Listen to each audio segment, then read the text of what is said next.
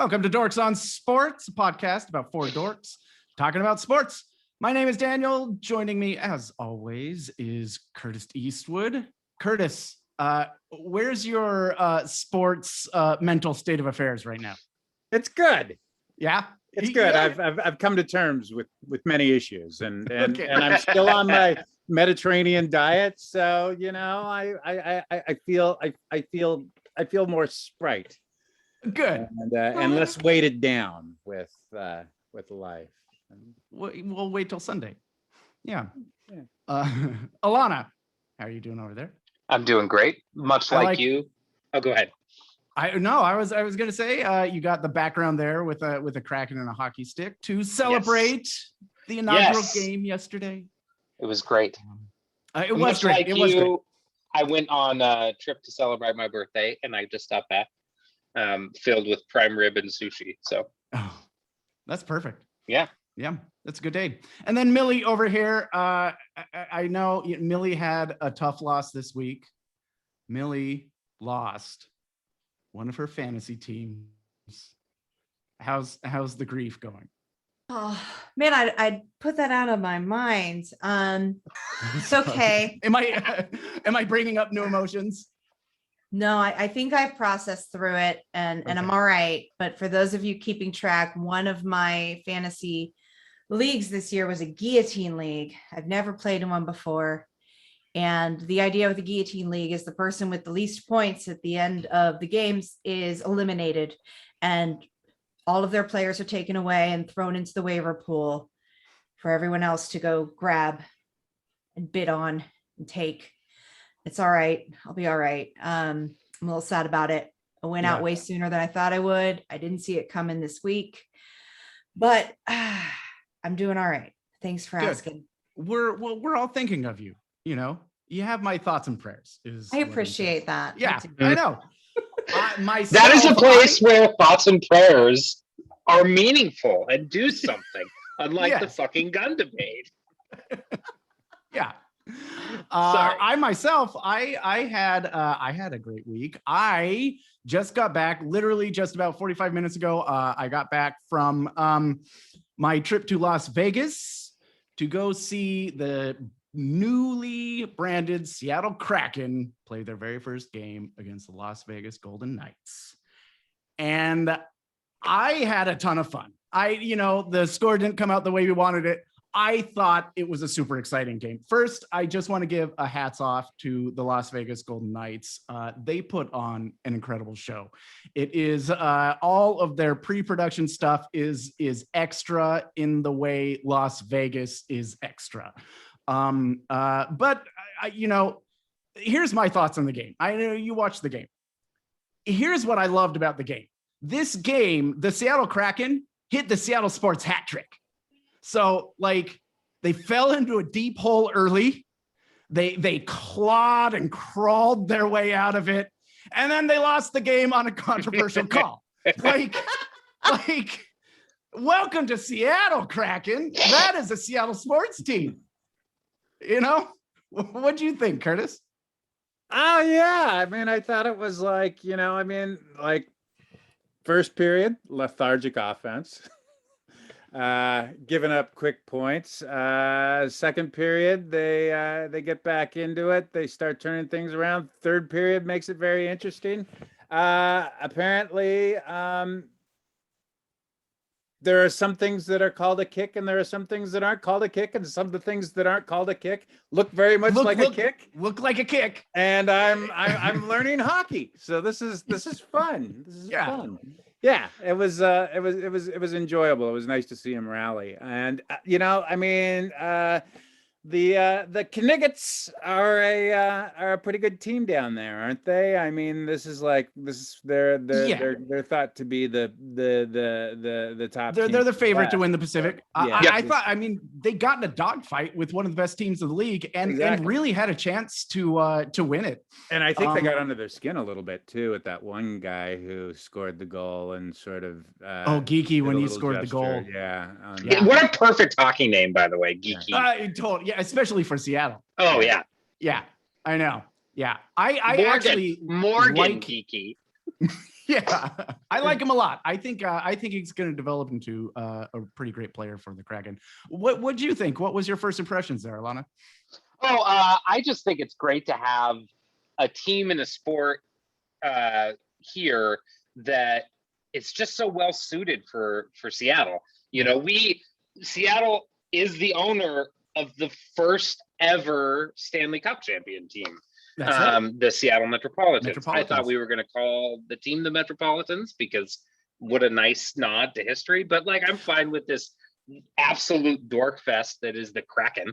And like a mythical creature that's an octopus. Like, woo! Like, how Seattle of us. But you know, what it comes down to really is just it's fun. It's fast. It's the type of sport like I can get my kid interested in. It's the type of sport I can get Beth, my partner, interested in. Yeah. So I'm excited about, you know, building a fandom and seeing what that looks like and seeing what type of weird sort of routines the team goes through. I mean, imagine the first time we play Detroit, and one of their traditions in Detroit is when somebody gets a hat trick, I think they throw a bunch of octopus on the ice. Like, right. I mean, like, are they just going to be threatening and just show up with a bunch of octopus? Like, you know, I mean, hockey fans are weird, and like Seattle is weird. It's a match made in heaven. I agree. I love it. I think it's great. I think it's super exciting. The team has a ton of grit and a ton of heart. Speaking of Metropolitans fans, there were a couple of guys at the game yesterday wearing Metropolitan jerseys. Nice. Yeah. Which the other thing I want to say, this was the other observation I had, ton of Seattle Kraken fans there. Like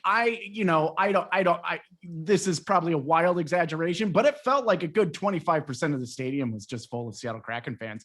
At least from where I was sitting, I was within like fist bump and high five range from a dozen people. And so it kind of gave it a little hometown flavor to it, which just kind of like made the whole thing electric. Anyway, that's neat. I would really I can't wait to see what the hometown crowd does in a few weeks. I can't wait to find out what are our chants going to look like. Mm-hmm. I can't wait to see Climate Pledge Arena. I can't wait to see what our pre-show looks like. Yeah, I saw a video of that pre-show with the projection on the ice. That looked so cool. I'm very jealous of your experience. I can't wait to go to our first game. We've got tickets on the 17th. And I just want to see what this city puts together is like, what are they going to do? It was a neat thing to watch when the Sounders got started. I remember, you know, what are the chants going to be? What are we going to throw on the ice, if anything? Like, I'm looking forward to that. I am too. It's fun. I like having new sports in Seattle. Just bring the Sonics back. Yes. Oh God, please. All right. Well, let's dive into the Seahawks. You know, it's almost a week now from that Rams game. Obviously, we lost. I think everybody knows that by now. But the big news coming out of that game, Russell Wilson went out with middle finger injury. He hit trying to go through his throwing motion, hit it on Aaron Donald's helmet. It looked pretty brutal. He tried to come back in, but even, you know, the 7-yard passes he was trying to throw were wobbly ducks. And Geno Smith had to take over. Next day, come to find out, Russell's got to have some surgery, put a pin in it, and he's going to be out for 6 to 8 weeks. He says it's going to be 4 weeks. That's cute, Russell Wilson. He's always looking on the positive spin of things. It's huge. This is the first time Russell Wilson has ever been injured. He is about to miss his first start since he came into this league in 2012. I mean, and this is kind of a nightmare scenario for the Seattle Seahawks, especially with the defense, you know, not pulling their weight. What are your thoughts, Curtis? What are the implications on this? Is it time to hit the panic button? Where are we going? I mean, I kind of hit the panic button watching them play Minnesota a few weeks ago with that defense. It just it was one of the worst defensive football games I think I can ever remember the Seahawks playing. That said, you watched games in the 90s. Oh God, yeah, there was some bad ones there, but still, I mean, weirdly, that defense back in the 90s seemed to be sort of like better than the barrage of different quarterbacks that would be playing for that team back then. I think there's reason for people to push the panic button. I'm pushing more of like the curiosity button. What I'm doing, because I'm curious to see how Carroll can fix the defense for at least the third season in a row through the first 5 games is horrendous. Just awful. So he's got a big chore on that again to try and fix. And he's got to depend on a guy who hasn't been a starter for 5 or 6 years. And when he was a starter, he wasn't a very good starter. And maybe you saw when he came in, Geno Smith looked sharp. He looked focused. He was on target. He showed poise. But he's got to carry it through. And it'll just be really interesting to me. I'm not panicked so much as I'm just curious and fascinated to see if Carroll can pull off a coaching miracle. Yeah. It would be cool if it happened. And I'm super, super rooting for Geno Smith to do well and to show that he can be a starting quarterback in this league. I am too. Geno Smith fascinates me. He came into this league. He played a couple seasons on a horrible Jets team, and the Jets, like every quarterback, I think, is going to look bad on the Jets. It's just like that's where quarterback curses happen. He kind of bounces around a little bit. He's on the Giants, another bad team. He's a second string quarterback behind some pretty good players before he finds his way to Seattle. Has a chance to find opportunities elsewhere, but has a heart-to-heart with Carroll last season, and they both come to the conclusion that like this is the place he's meant to be. He likes the culture here. He likes the team. The team likes him, and he knew that Russell is the kind of quarterback like he may never get his chance. But he likes the organization and the culture and the system, and he's here, and he looked good. I thought he looked really sharp, and he was drafted in the second round. Was it the second round? Early second round. Yeah, early second. So he's got just loads of potential, and I think it would be one of the cool redemption stories if a 31-year-old Geno Smith can finally reach that. What do you think? It means something. It's clear that it means something to him. When he threw that interception in that game, a lot of backup quarterbacks. He was pissed. A lot of backup quarterbacks would be like, "Oh, darn." And in this case, it was obvious that he cared. So I want to say, and the team cared about him. Totally. The shots on the sideline with all of everybody on the team coming up to him and giving him a pat on the back. Right. And that interception wasn't his fault. Right. It was a good pass, and the Lockett just got tripped up. Yeah. Millie, you are the voice of positivity and the voice of reason. Give me some reasons why the Seahawks are going to be okay in the next 6 weeks. You know what? I'm going to do just that. I'm going to tell you a little bit about a guy named Eugene Cyril Geno Smith the third. Oh, I'm listening. Who I just double checked a couple things.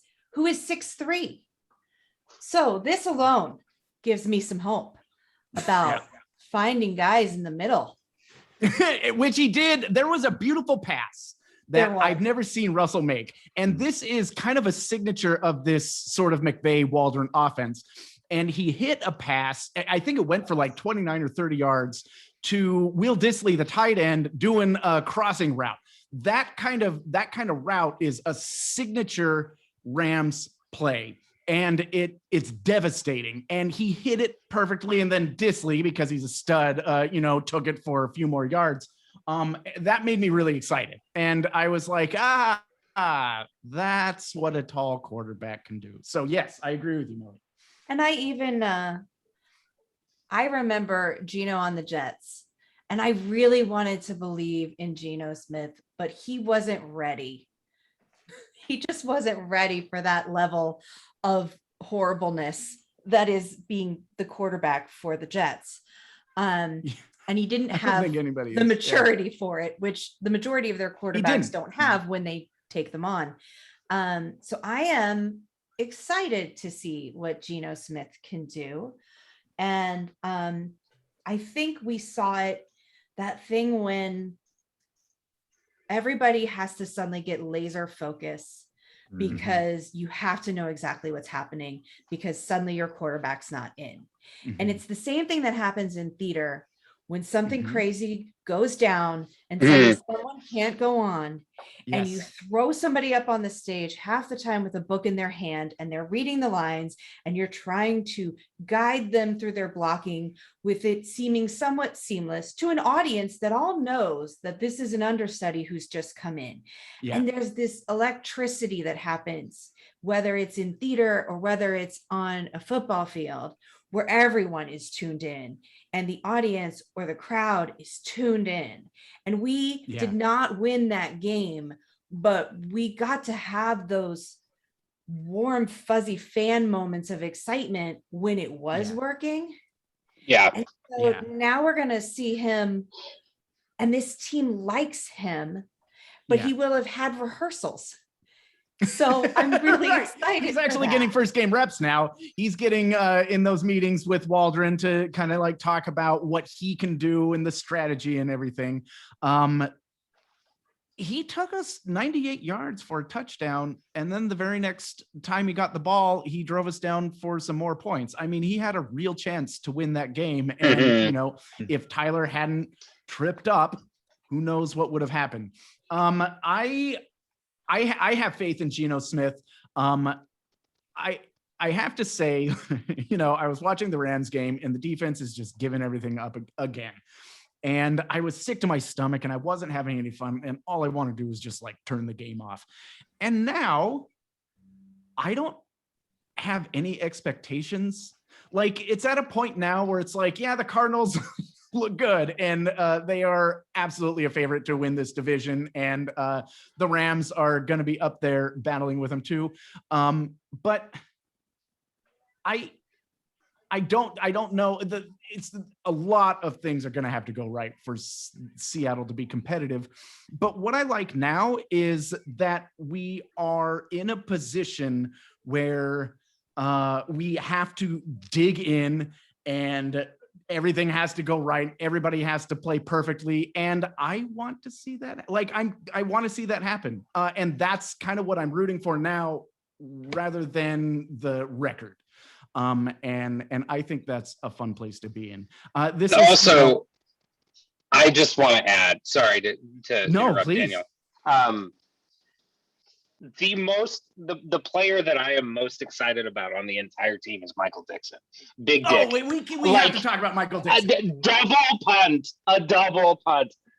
He's unbelievable. It's unparalleled. There has never been a better punter in a league, both from a tactical standpoint and from an entertainment value standpoint. I never know if he's going to take the ball and oh, I'm going to run for this first down and actually run for the first down because he's athletic. He's not just a stupid punter out there. Or if he's going to get the punt blocked and then somehow finagle his way into still punting at 63 yards. Insane. Unbelievable. I will watch every game that he is involved in for the Seahawks because he's the best.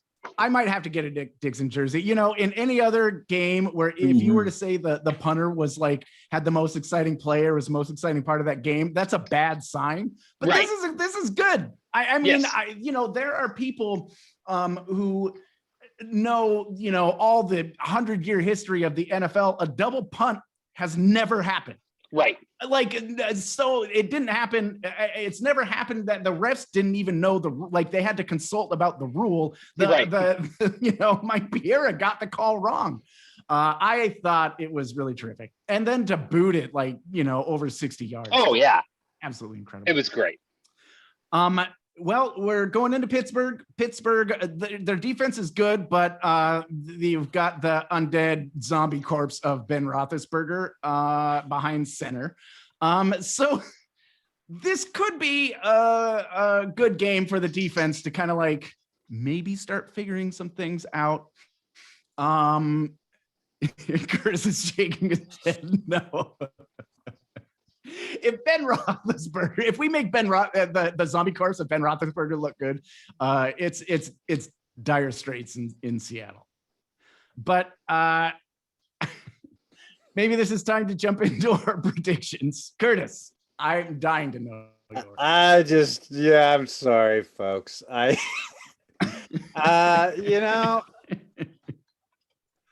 They can't figure out how to use Jamal Adams, and they traded 2 first-round picks for him. They had him blitzing last year. They don't have him blitzing this year. My faith is gone. It's just lost. They carrying 3 defensive tackles. They can't stop the run. Why don't you add another defensive tackle? You have Geno Atkins out there. Go sign him. I mean, Pittsburgh, no, they're not going to stop that offense.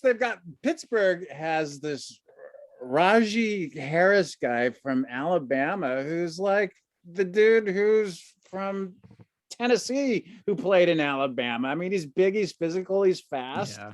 Pittsburgh figured it out last year. Roethlisberger doesn't have an arm left. Let's just keep feeding him the ball. Well, and it's going to work because the Seattle defense can't stop the run. Yeah, well, as the games wear on, I mean, they couldn't stop the run enough last week. They couldn't. I mean, I really feel like they probably could have easily lost the game in San Francisco if San Francisco would have just ran the ball a bit more. And stop putting their faith into Trey Lance, who just after another game is just absolutely not NFL. But in the other 2 games that they lost, I'm thinking about this out loud here a little bit, but when they lost to Tennessee, what did Tennessee have? I mean, they had the best running back in the league. When they lost to Minnesota, what did Minnesota have? Oh, maybe like the second best running back in the league, And so I'm not sold that defense is going to do enough. And, so I'm just looking for, I'm looking for Geno Smith to play well and efficiently. I'm hoping that, that they can somehow pull off a miracle sort of shootout thing, but I just sort of see Pittsburgh probably winning this one with a score like maybe like 24-17 or something like that. Like, I just feel like they'll keep running the ball. Seattle can't do anything to stop it. Once they try starting to stop it, then, that coverage over the middle is going to get exposed. It feels like it's that type of thing where I could see the Steelers grinding a lot of clock and just kind of like slowly squeezing the life out of the opportunities for Geno Smith to get the offense going for Seattle. That's what I kind of sort of. So 24-17. 24-17. Alana. So I will never pick the Steelers to win anything as long as Ben Roethlisberger is alive, because that guy's a piece of shit who deserves to be in jail, and it should never see the light of day because he's a fucking rapist who utilized his offensive linemen to guard the door while he did the raping. So and I think just to piggyback on that, if that news had come out in today, he would be having the Watson treatment. Absolutely. Yeah. And he deserves it. He deserves it. And he comes out and is like all evangelical about his religious beliefs now and has got this weird, creepy death stare. So like, I can't with that team ever. So I will never pick them, even if it's clear that they're going to win. So take that with the context of this pick. It's 28-24 Seattle. And I think that the only reason the Steelers score 24 is because of the running game, and DK and Disley light it up, and a lot of yards after catch. I like it. Millie, give me your predictions. I'm pretty much with Alana on this. It's difficult for me to pick the Steelers normally, and it's easy for me to not pick them at all this season, because I think they put up points. They've got some players, but I think Big Ben is done, and I don't know why he hasn't been taken out sooner. I won't miss him when he's gone. And with that, I am going to take that Geno love in my heart, and I am also going to pick the Seahawks to win in an upset. Gosh, it's hard for me to get a good score in my head, but I'm going to go 21-17. 21-17 is also my prediction. There's one glimmer of hope that Pete Carroll understands the gravity of this defensive situation because Trey Flowers is now gone. 5 years too late, but Trey Flowers is out of here. I think this is the spark the Seahawks need. Ken Norton Jr. is still here. Yeah, but Ken Norton Jr. is still coaching. So that's like you can. That's a fair point. I can only lay blame on the players so much. I'm sorry. It is 100% Ken Norton Jr. We have blue chippers on that defense. The personnel is not the issue. It is definitely on Ken Norton Jr. And it's either his scheme or the way he's not getting these players ready for these games, but it's 100% on the coaching. I think Pete Carroll is going to go back to the sort of offense that he likes. It's still going to be Waldron. It's still going to be Ram style, but he's going to want to chew that clock. He's going to want to run it down their throats. Sounds like Carson might be coming back, but Alex Collins is a bowling ball out there, and I almost want to see him get more of the touches going into Pittsburgh. I'm predicting 21-17 game. So how did we do last week, Millie? Well, Alana and I chose the Seahawks to lose, so good for us. Yeah. And I will say that let me get my little cheat sheet here. Alana had the Seahawks losing 27 to a Rams score of 35. Oh, I was way off. Not too far off though, really. I mean, you had it as an 8-point game. I had them getting thoroughly beaten 33-21. So I would like to credit Geno Smith for not allowing that to happen. Yeah, and bad Matt Stafford. That too. Right. Yeah, we got bad Matt Stafford in that game, and we still couldn't pull it out. Yeah, and I mean, Dan and Curtis, you had a lot of points on the board for that game. You had 35 and 33 and 38 and 34. So you did not get the shootout that you were so lovingly predicting. I know. Well, Russ went out and we got bad Stafford. I know. Yep.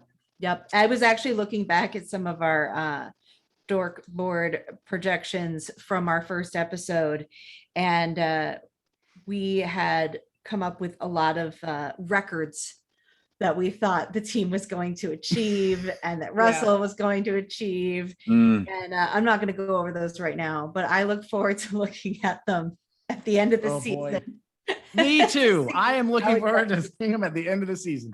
There's still a lot of season left. There's a lot of games yet to be played. And last year they inexplicably turned it around. But we also were winning all our games. And I look forward to seeing Russell come back. I think he will. I think he'll be strong. And I think anytime you come back from an injury, there is a real drive and desire. And we all know that he wants to prove himself in a way that might be detrimental to his psyche. So I look forward to seeing that, Russell Wilson. Apparently he was at practice today doing warm-ups with everybody. He was leading the jogs back and forth with one hand. With his hand in his little warmer. But God bless him for doing it. The classic Russell. Fearless captain. Yep. All right. Before we jump into our non-sports dorks section, I want to touch on the Gruden madness because I feel it's important to. you know, if you're listening to the podcast and you're not aware, a racist email came out that Gruden wrote in 2011, and then it was the New York Times exposed a million more, and it wasn't just racist, it was homophobic. He was sharing lewd pictures of NFL cheerleaders with other people in the organization. And it was all really, he was against concussion protocols, and he was calling, he was calling people in the business names that I will not repeat here because they're gross. Gruden is a piece of shit. He proved he's a piece of shit. He's racist. He's homophobic. He's sexist. He's a piece of shit. And the Raiders rightly got rid of him, and the Bucks took him off their Ring of Honor. That's the bare minimum of what should be done with this racist piece of shit. The NFL, and he came out and said he's not racist, but it's like, dude, you are.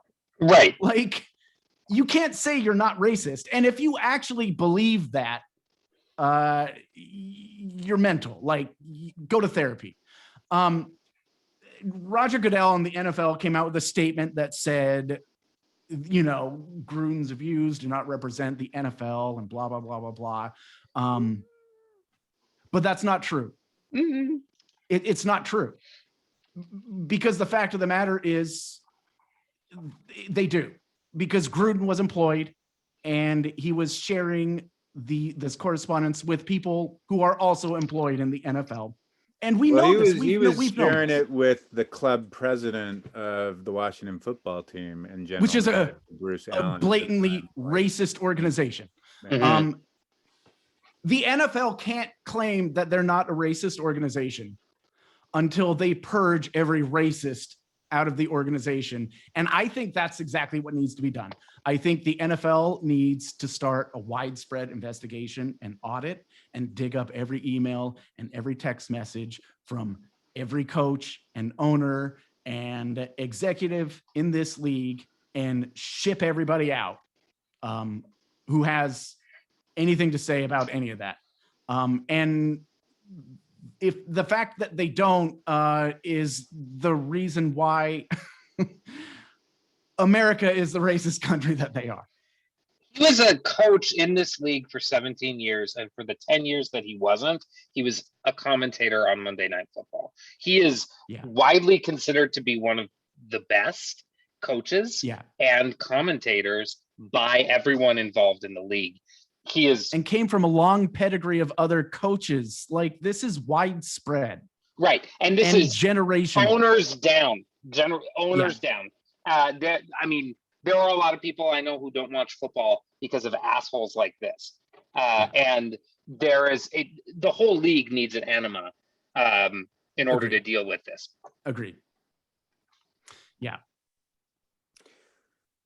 You know, when the news broke the other day, I had a very visceral reaction, because it took me back to a place where I was, you know, as a teenager who wanted to play football and did football for a few years and all that sort of stuff. And, you know, I mean, the stuff, you know, in the hometown that I grew up in, very blue collar, you know, predominantly white, you know, dads worked in refineries or fisheries or farms and stuff. And I think they wanted to raise their kids in a certain way that would exude toughness, you know? And so for whatever stupidity back then in the 80s in which I was growing up, you know, toughness meant being derogatory about people on the margins. Mm-hmm. And I can remember, you know, a lot of friends, a lot of people that I didn't like, you know, that would say, you know, a lot of this derogatory crap. And, you know, it was like, I kind of wanted to like quit the whole scene and just get out of Dodge and come down here to Seattle and and discover myself, and I did. But when I got to Seattle and started taking classes at the University of Washington and stuff, is I had to deprogram off of a lot of this stuff. Like it was so much the culture in which I was brought up in, or I was at least going to school with. I'd never hear this stuff out of my dad, you know. My mom certainly wouldn't condone any of this type of bullshit, but it was around me just constantly. And, you know, stuff would come out of my mouth that I wouldn't even know was like offensive. Yeah. But, you know, to the people that are more on the margins, you know, they just go like, dude, what the fuck? Yeah. You know, and so it was a slow process. It was a slow process of me sort of discovering that, like, you know, words matter, feelings matter, people matter. And there's a lot of stuff that we can say about Gruden. I do think he's a piece of shit. More importantly, I think he's a terrible leader. And he's been fired from his jobs before, you know, and, you know, the Raiders have been a dumpster fire mess, and they hired a horrible leader and of these young men who I was listening to, God, what was his name? Keyshawn Johnson, the old Tampa Bay. Keyshawn Johnson. I listened to that same interview. And he was on the early morning show on ESPN, I think on like Monday and stuff, when all this news was breaking. And he was basically like, yeah, you know, when this guy came to Tampa, he inherited a super talented team that Tony Dungy built. And he came in with this moxie. Which is no secret. Yeah. And we, you know, we thought it was the secret sauce, and he got us to the championship. But shortly, over a period of time of a couple seasons, you know, I started to see this used car salesman out of him. Like, he was just fucking fake, you know. And I think he's a fake tough guy. And I'm glad that this stuff came out. And I think that, like, you know, the league needs to dispel with these people that are just terrible leaders, because they're terrible human beings. And if anybody, if the listeners want to take some time and just stream Coach Staley of the LA Chargers press conference today, when he was asked about his thoughts on Gruden, he said a lot of really cool things. And he said about, and he spoke a lot about trust and having to earn trust, and how difficult it is to earn trust, and how when this stuff that has come out about Gruden has just made a lot of people on the margins just kind of going like, yeah, see, told you so. You know, like all those friends that we have that don't watch this game because of this kind of bullshit, you know, their trusts are broken. Yeah. And so I think that, like, good for Staley for bringing this stuff up and talking in this way. And maybe that this can be, you know, just the first step, an agent of change, to where, you know, NFL owners need to realize that this is not just an old boys school anymore. And they will seek out, you know, young minds that haven't been raised by dads like that, you know, and guys like Staley that, you know, they don't care if, you know, if their defensive end is gay, you know, can he play? Can he get to the quarterback?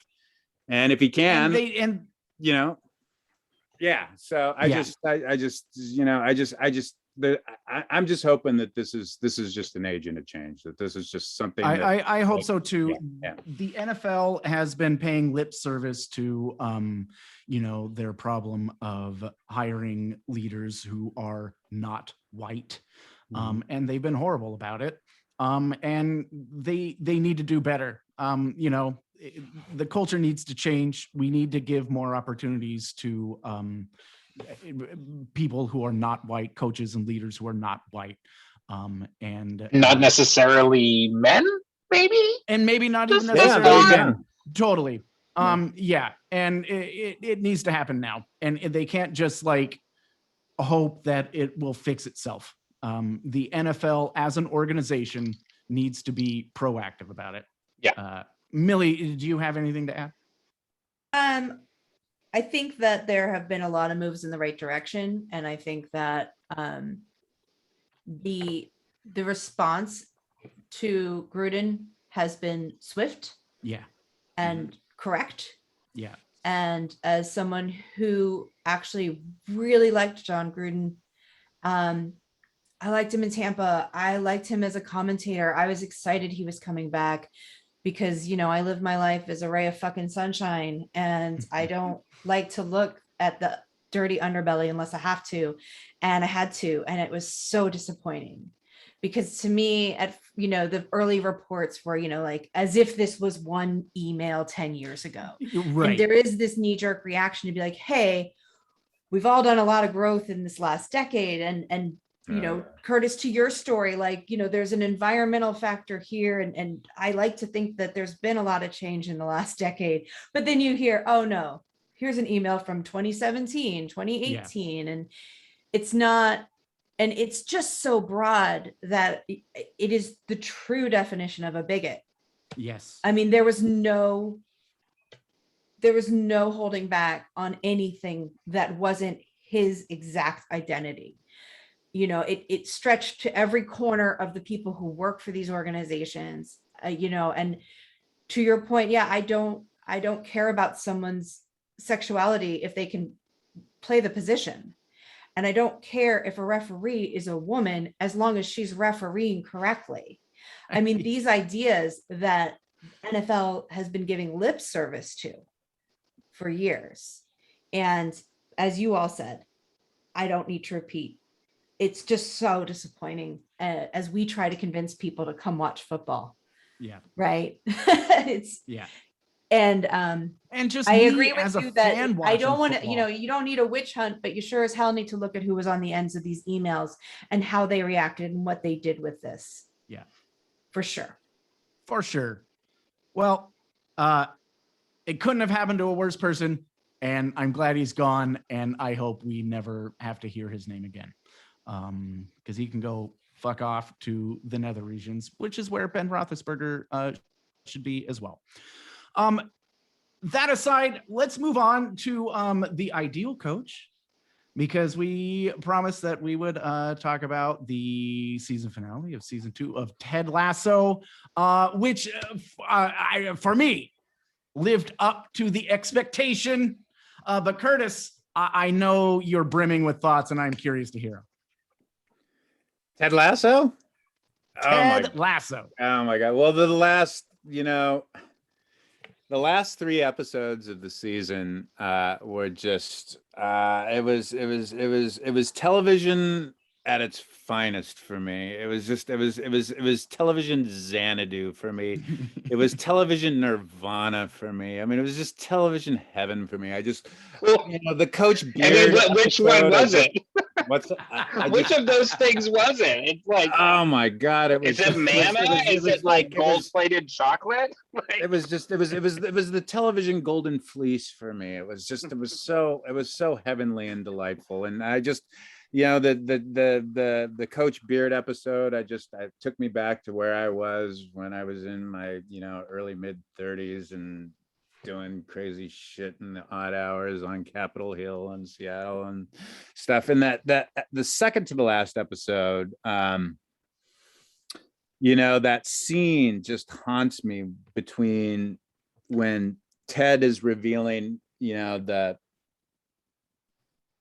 heartbreak that he experienced as a teen, and it juxtaposed when Rebecca was experiencing hers, and they're just pouring out on all this. I just thought it was just like television at the finest. And I really, that finale for me, just, you know, the whole reveal with Nate, and I thought it really set up this fascinating duality between Ted and Nate, how one coach is a clear players coach, and that's his strength, and the other one is a clear tactical coach, who can't relate to players. and isn't personable. And I think you see that play out in sports. I mean, if we say that Ted Lasso is kind of like a young Pete Carroll type, Nate is kind of a Belichick type,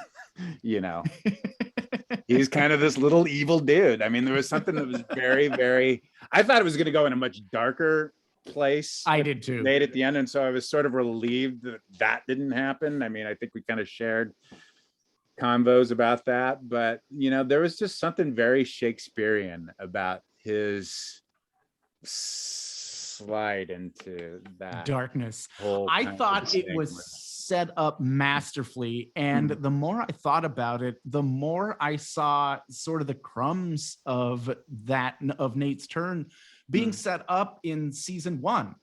I thought Nate's turn, I kind of want to go back and watch the whole thing. Yes. Yeah. So, Nate, throughout the entire second season, you see him turn to the dark side.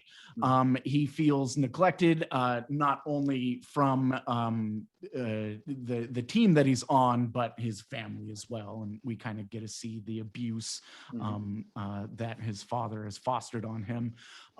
He feels neglected by Ted, which I actually think he had a little bit of a point there. Oh, I think he did. I thought the writing was spectacular. I thought it was spectacular. I thought that Ted actually did kind of let his team down a little bit in this in his second season with the club. And not entirely his fault. He's going through his own mental health stuff, but he ignored his team a little bit, and he especially ignored Nate. I thought Nate had a great point, actually, when he told Ted that you shouldn't be here. You should be at home with your son. Like, that's a shitty thing to say to somebody. Like, that he said it to be hurtful, but he was also kind of right. And I thought that set up Ted's trajectory well as well. Because Ted is working through his own trauma from his own father, from his own daddy issues, right? His own father leaving him, as we find out, due to the suicide. And I think Ted's playing that out a little bit in his own way by escaping to England and just kind of FaceTiming with his son. He's trying to run away from this past that he's grieving from. Another thing that I kind of wanted to talk about Nate is that I see him less as a foil to Ted Lasso and more a foil of Jamie Tart. And hear me out on this, because Jamie Tart is also dealing with his own trauma from his own daddy issues. And Jamie Tart coming into the league, he's handsome and he's strong and he's athletic, and he kind of he was able to go through life getting everything that he wanted. Everything was kind of given to Jamie Tart.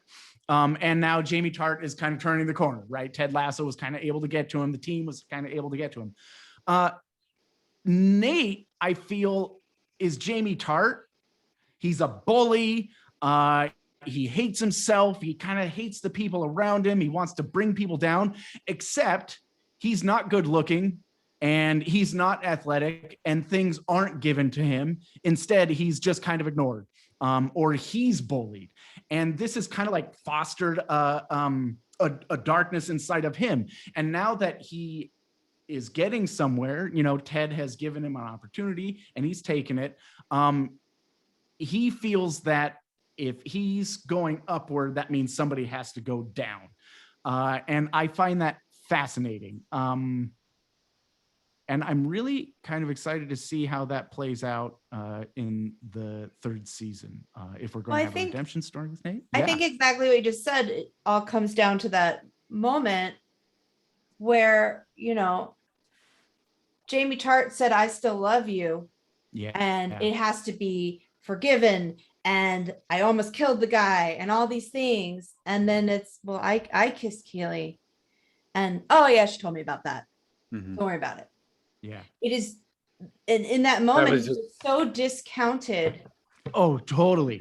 Oh man. It's so emasculating. I feel like it was it easy too. to understand sort of this seething constant anger of feeling like no one appreciates you or thinks of you in a way that is important, which of course is not true, but these people around him have not felt the need. Somehow they all kept missing how much he needed more of that reinforcement and nurturing and care, because he was given this opportunity and he was proving himself and he was part of the team. And it wasn't just Lasso, it was everyone around him. Yeah. And suddenly, you know, there's another assistant coach on the team. Oh, okay. I guess. Yeah. And on the one hand, you're like, dude, you just got promoted. Like, you need to be okay with this. But nobody's talking to him. Nobody is checking in with him along the way. And when no one's doing that, it's really easy to follow your dark thoughts. And I do want to say that when it comes to the mental health piece for Ted Lasso, I thought it was a really beautiful ode to the reality of what that is. You can't see that when you are trying to deal with your own issues and trauma. You think that you have given someone what they need and that you're trying to give everybody what they need when you're the kind of person that Lasso is, and he can't. He's incapable of it. And so while that is a failing, it's in those moments that you really need the people around you to step up.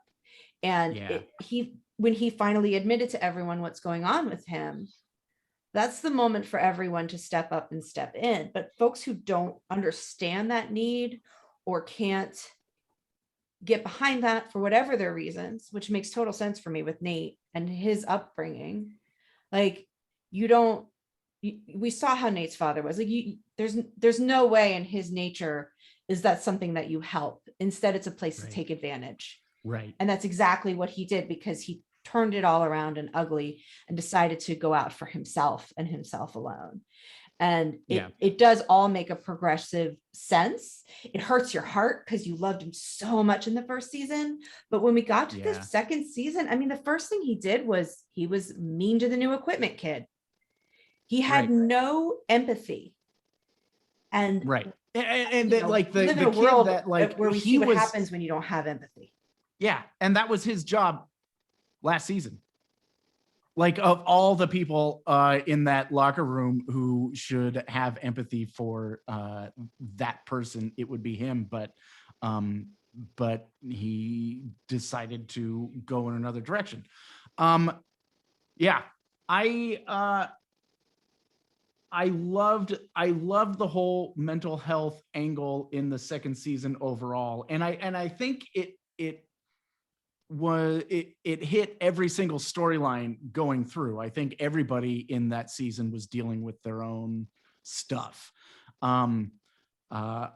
Ted, especially, I thought that storyline was told so honestly, especially a man who is trying to cover it up, just like push it deep down inside of him, because I can relate to that, where it's just like a storm inside of your chest, and you don't want to let it take over. And sometimes it does. And it's really scary when that happens.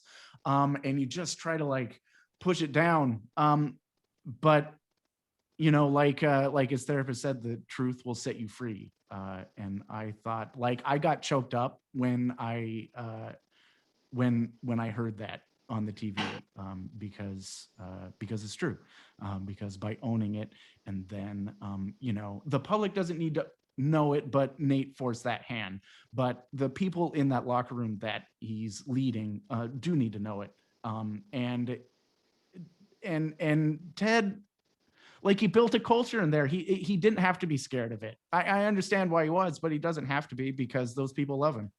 And they'll be understanding of all of that. I thought it was brilliant. I thought it was every bit as good as the first season. It was different. It was totally different. And I know it had its detractors and its critics. But I thought it was. Oh, can we don't vomit on critics? Like, I have some points that I think are really valid about where I this would love to failed. hear them. Yeah. Like, The lesbian dog owner scene in that last episode, like why waste a minute of screen time on this little joke that just turns this character into this weird like sex person? Like it didn't make any sense. There was no reason for that. It wasn't funny. It stuck out like a sore thumb. And the same is true for the title cards when we go 5 days later, 10 days, when 3 the months weird later, choppy time jumps. We don't need that. We don't need that. And then there was one other piece that was like, oh, Trent Grimm and his keys. Like Trent Grimm and his keys. Who gives a shit? I don't care that he locked his keys. I don't even remember what that was. When Ted and Trent have that little dialogue, and he's like, "Do you want to ride?" And Ted's like, "No, I'm good walking." And then it cuts back to Trent, and he's like, he can't get into his car. Why? It's just like a weird gag. It's just it's a weird gag, but it's not funny, and it doesn't fit with an understanding that we have of who Trent Grimm is. It's just thrown in there for a gag for absolutely no reason. And I felt like this and that was actually a really poignant absolutely, and scene it completely with Ted and Trent. Yeah, it completely undercut the tone of that. And so when you have these little micro issues that are happening episode after episode after episode, and they were there all throughout the season, whilst being balanced against this brilliant macro storytelling of Nate's story, of Rebecca's story, of Ted's story, of all the character, of Beard's story, of Roy and Keeley's stories. Like all of those stories are being touched on and handled with such care throughout each episode. But then you have these random, it was almost like they had to force themselves to be funny. And by doing that, they eliminated what was good about the storytelling in certain moments. And so like when people are critical, what I'm critical about this in this season is the pacing and the sequencing of the storylines. Like I loved both of the added episodes, which are the Christmas episode and the Beard episode. But narratively, they completely set the whole show on fire so that you didn't know where you were at. The Christmas episode came right after Sam Abasanya's protest of having Dubai Air, or whatever it was. And then I thought that was sort of an odd placement. Yeah, that storyline just evaporated. And all of a sudden this startup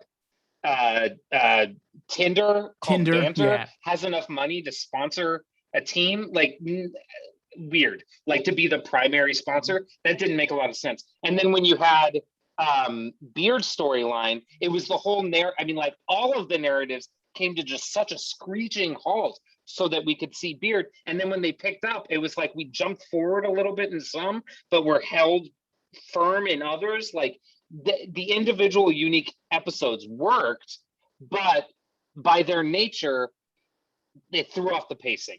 And so I think when people are being critical, Curtis, that's how they're being critical. They're not just saying, I don't like it because there's not as much kicky ball. They're saying the structure of this isn't holding up as well as it did in the first season. And I'm also, and while I'm hearing, I don't like the fact that Nate turned into a villain. I think that that's a legitimate critique. Like for some people that could come out of nowhere. I loved it. I thought it was great. But I think that to poo-poo people who have negative reaction to parts of this, to me it's like just listen to what they're saying and how they're saying it. But the only criticisms that I was basically hearing and seeing was that that Ted Lasso is not an edgy enough show, that it's too there's too much saccharine involved with this, that and I was just kind of like, well, then watch something else. If that's what you want. I mean, if this is what you're criticizing Ted Lasso on, it's because it's not, my biggest it's narrative not your flavor. problem. Go watch something that's your flavor. You know what I mean? Biggest narrative problem with this is the fact that they introduced Jamie Tart as a genuine threat to Roy and Keeley's relationship, and then dropped it kind of in terms of how those two characters were interacting. And then it became why do that? Like, that didn't make any sense. And what I liked though is that it became about Keeley's, and what it should have been all along is it became about Keeley's identity as a professional woman being the conflict between her and Roy. Like, if they have to break up, that's the only thing that can break them up. Otherwise, it is completely underselling Keeley's existence as a woman on the show, as one of two women on this show. And without like her being like a person who can get her shit together and just kick the world's ass, I don't believe that those two characters would break up. And I still don't want them to break up because they're the coach and Mrs. Coach from Friday Night Lights of Ted Lasso. Because Roy Kent is the best character on the show, and Keeley is the other best character on the show. Coach Beard's the best one. I thought like the Jamie Tart kiss. I was also a little confused as to where they were going with that, and ultimately, I think what they were trying to do is it was in service of Roy's story a little bit. You're totally right. Which is fine. And that was a poignant moment when Roy forgave Jamie Tart in the only way Roy Kent can. But I also don't think we needed it because we had that hug. I completely agree with that. Like I felt like that was enough for their story. I had forgotten about that, but yeah, that's true. Yeah, and then this became redux of that. And and it therefore it made both of the moments suffer. Right. Well, one of the things that I've said before I really love about the show is the fact that people can be honest and have conversations that are healthy, even though they're hard. Right. And I think that happened throughout the season for Roy and Keeley, and then had to happen a lot in those final episodes. And what we continue to see is we're going to have hard moments where we're honest, but we're going to tell each other about these little awkward things that might make the other person a little upset. But I'd rather tell you about it and not hold on to something that might be a secret or might be no big deal, but I'm going to let you tell me how you feel about it. And then we're going to work through it. This very healthy relationship that I'm absolutely in love with. And I didn't need any of the post scenes personally. I mean, the reveal of Nate was cool. I kind of saw that coming actually, but I didn't need any of them. That would probably be my only criticism. And I will tell you all that I had to watch the last 4 episodes in 2 days. So in order to meet your deadline, and the Hubs and I just finished it at 7:30 this evening. So congratulations. It is super fresh in my mind right now. And I didn't need it. And the thing he noticed that if you all didn't, I think you had to by the end, but if you didn't see Nate's turn coming, you just had to watch his hair. Right. Totally. Right. I mean, that thing of, in these stories where someone's hair, they get the white streak or they get the black streak. Mm-hmm. Nate's hair in the final 2 episodes is a thing of mastery as far as whomever was handling the hair and makeup for the show. And I also just wanted to touch on, because Curtis, you love that episode so much, I may have had too high of expectations for the Coach Beard episode, which did, as someone who was trying to rush to the end, I was like, oh, this is so good, but I don't need it. But turned out I did. I was suffering through it a little bit because I wanted to know why everybody liked it so much. And then as I got to the end of that episode, I think I wept the entire last 5 minutes. Mm-hmm. It was transcended in the end. And I was so glad I went on. Payoff was big. I love the Coach Beard episode. It's becoming it was a very hero's journey for me too. Like it was just there was this weird odyssey sort of thing that he went through. Yeah. It was very Coach Beard. There's a trend in TV shows right now of tossing in an episode kind of like halfway through the season that feels like a one shot, or it's got a different structure maybe than the other episodes in the season. And I kind of dig it. It's one thing I wonder if that Coach Beard episode, to your point, Alana, would feel less jarring narratively if we were able to binge it. rather than I think the reason it feels jarring narratively is because it was originally a 10 episode season, and then Apple said, "Hey, can you do 2 more?" And they were like, "No, we've already broke everything, but sure, why not?" And so they created these 2 standalone episodes around the structure of the story. Right. And so in season 3, they've got a 12 episode season that they know starting off. And so like, I think that is, there's value to that. And I wanted to call attention to another episode that had a structure change, or another series that had a structure change in the middle of the season, and that's Only Murders in the Building. And if you're caught up on that, the episode that is different than all the others is the best episode, and it narratively fits with everything else that's been happening. Yeah, I absolutely want to dork out about that episode next time. Yeah. What was that, Millie? So I absolutely want to dork out about that show next time. Because the finale is on Monday. Let's do it. Next podcast, are we dorking out about Only Murders in the Building? I have not watched a single episode of this thing yet. What is it? Well, then you have to, it's a murder mystery podcast comedy starring Steve Martin Short, and Selena Gomez. It's on Hulu. It's great. Okay, I got to sign up for the Hulu thing. Well, I need to watch Reservation Dogs too. Yeah. Oh, you do need to watch Reservation. You do. Dogs. So much good TV out right now. Anyway, we've talked long enough. Ted Lasso was great. I'm really looking forward to season 3, which is going to be their last. It's going to be television utopia. It will be television nirvana. It's it's television apple pie. That's right. All right. Television prime rib. You can find us on Apple Podcasts, Spotify, wherever you get your podcasts. We're Dorks on Sports. Curtis has his blog, 12th Life. Go check it out. We also have a YouTube channel if you want to see the video podcast. We put it up there as well. Once again, my name is Daniel, for Alana, Curtis, Millie, and the rest of the 12s, saying goodbye and go Hawks. Go Hawks. Go Hawks. Go Hawks.